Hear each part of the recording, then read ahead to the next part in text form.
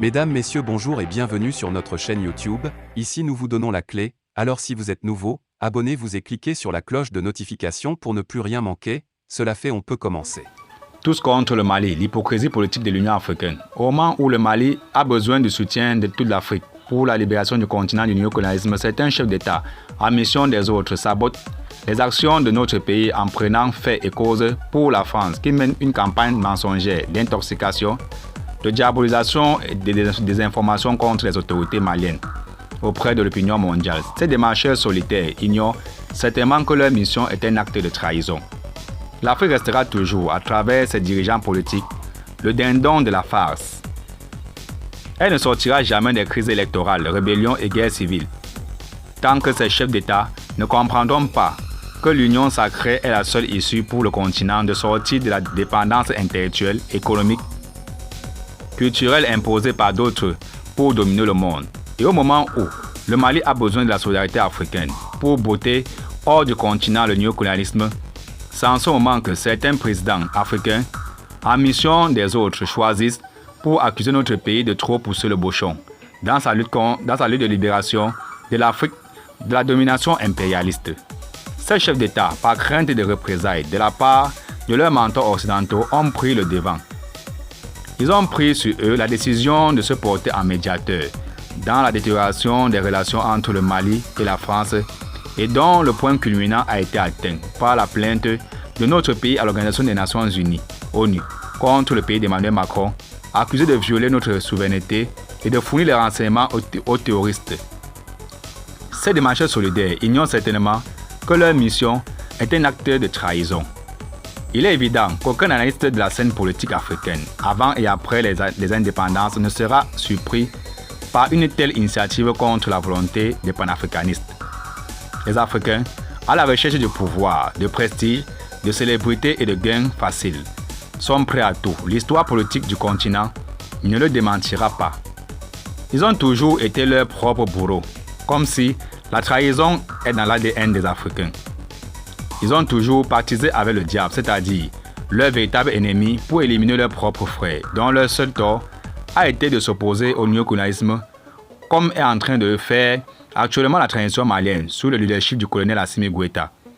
Ce combat de couper le nombril néocolonial était loin d'être gagné par les dirigeants panafricanistes. Tant d'adversité de certains de leurs concitoyens était féroce.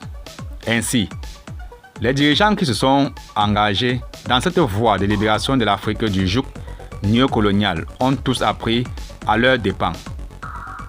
À commencer par Barthélemy Bongada de Lubangui-Chari, devenu à l'indépendance la République centrafricaine, assassiné dans un accident d'avion en 1959.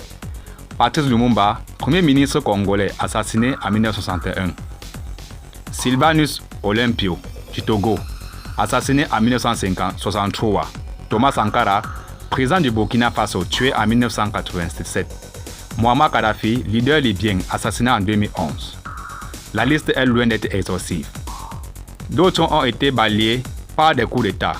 Kwame Nkrumah du Ghana en 1966. Modibo Keïta du Mali en 1968. Malheureusement, il s'est trouvé au cœur de cette tragédie et complot des Africains qui ont voulu le maintien de l'ordre ancien au détriment des intérêts de leur propre population.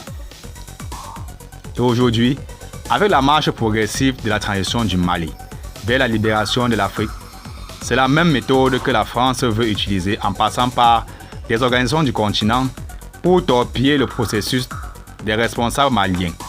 Après l'embargo décrété contre notre pays en janvier dernier par la Communauté économique des États de l'Afrique de l'Ouest CEDEAO, en violation de leurs propres textes et des conventions internationales, l'Union africaine UA se propose une médiation. Le président sénégalais Macky Sall, président en exercice de l'Union africaine, joue à l'hypocrisie politique. Sa mission ne vise qu'un seul objectif, tuer le poussin malien dans l'œuf. Il saura que sa tâche sera difficile, eu égard au soutien de la population malienne à sa transition ainsi que la jeunesse africaine engagée et déterminée aux côtés du Mali pour mettre fin à un système de prédation des ressources naturelles du continent, instauré avec la complicité d'autres Africains. Ce loup a intérêt à quitter la bergerie avant qu'il ne soit trop tard. Cette mission suicidaire est vouée à l'échec, sauf si le président sénégalais Macky Sall revient sur ses pas en mobilisant l'Afrique pour la cause du Mali. Contrairement au président africain, le président Emmanuel Macron mobilise le monde entier contre le Mali. C'est dans le déni et dans le mensonge qu'il est parvenu à dresser les autres pays contre notre pays. Ce travail lui a réussi, dans la mesure où l'Occident a décidé de sanctionner le Mali. Certaines de leurs organisations ont déjà suspendu leur coopération avec notre pays ou en prenant des sanctions contre les autorités de la transition. Il est temps que les Africains comprennent que c'est dans l'union sacrée qu'ils pourront sortir le continent du sous-développement. La trahison a très coûté à l'Afrique. Il appartient aux populations africaines de prendre enfin conscience des conséquences des complots contre ses propres intérêts. Tout compte fait, le Mali sera un cas d'école en Afrique et dans les années à venir, les autres pays s'inspireront du cas malien pour se libérer. Merci et à très bientôt pour une autre vidéo. Et surtout, abonnez-vous pour ne plus rien manquer.